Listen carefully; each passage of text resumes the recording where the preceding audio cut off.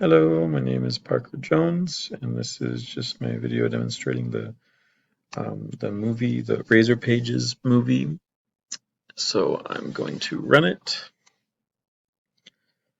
and we'll wait for it to pull up.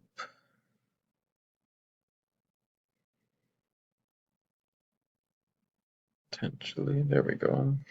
Okay, brings us here. We're going to click on the RP movie at the top left, and it shows some stuff that I've added, or I guess these four automatically come in. I've added the Iron Man one. So we can go ahead and create a new one.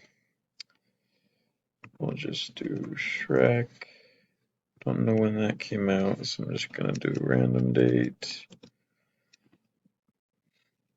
Okay, genre can go comedy, and it's rated PG, I think. Okay, create, and it creates it in there.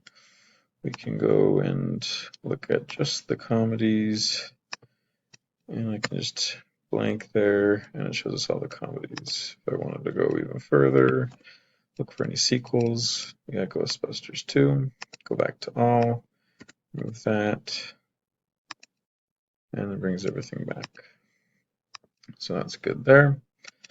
You got the ratings here, the price, all that fun stuff. We can edit.